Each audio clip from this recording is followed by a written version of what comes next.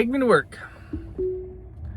All right, so yesterday I talked about kind of family history and getting involved in the business, kind of the early days from my dad, or actually I started with my grandparents to my dad, kind of like me through the rainy day gutter days when my dad owned the business.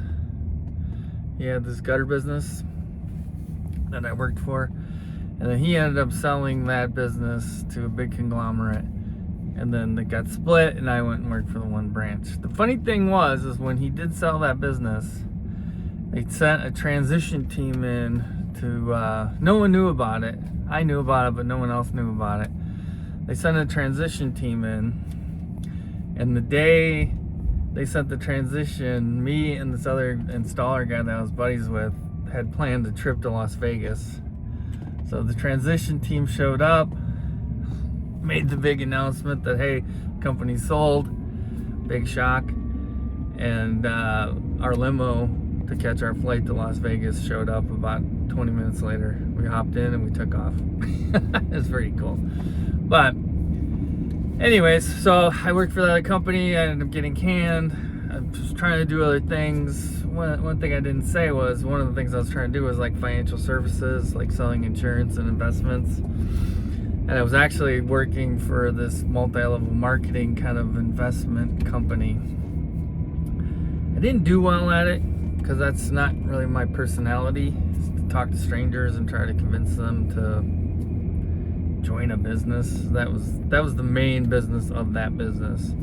The ancillary business was selling them insurance, and they had one product that they really pushed.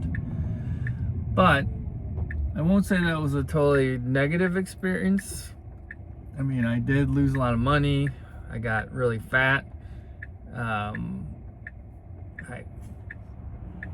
didn't succeed at all in that business, but one thing I did learn was success principles, and that's because of that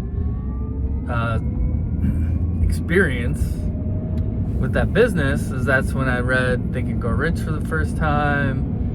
A bunch of other Stephen Covey was big then.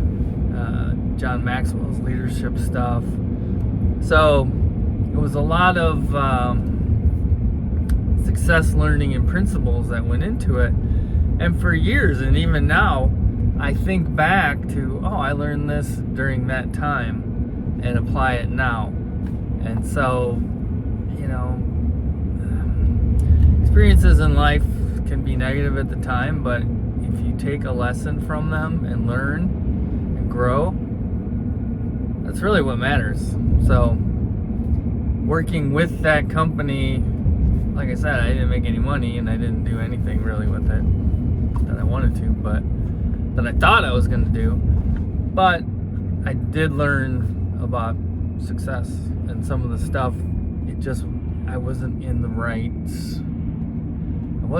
stadium, so taking the information, the knowledge I had, and putting me into the right game, I guess, so to speak, it made all the difference. So got done with that, ended up working for the guy with the gutter system, the covered gutter, the clog-free gutter system. The guy who told me if you drove 2 hours for a 50% chance to make $500, would you do it? I'm on board, because like I said, I was super broke at that time. Started working for him. Really just learned like in-home sales, some of the psychology. There's a whole process that you the whole gist of home improvement sales is you're meeting someone that you don't know, and within an hour or 2 hours, you're convincing them to let you work, or your company work, on their home and pay you tens of thousands of dollars. So there's a lot to it, but